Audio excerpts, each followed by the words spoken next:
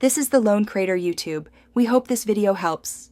You'll start by confirming your Microsoft account and payment details so the purchase completes without errors. Sign into account. Microsoft.com or on your console, make sure your region and billing address match. Once done, add or verify a credit/debit card, PayPal, or redeem a gift code. This prevents region lockouts and failed charges.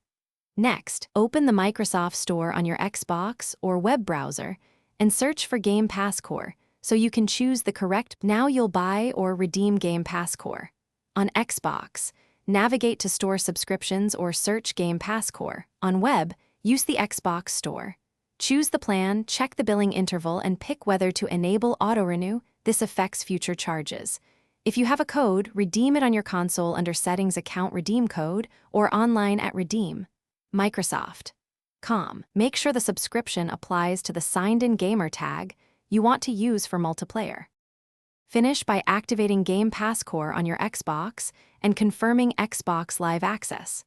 Sign in with the account that purchased or redeemed the plan. Check your subscription under Settings Account Subscriptions. If multiplayer or downloads don't work, restart the console and test your network connection, then clear local saved games if needed.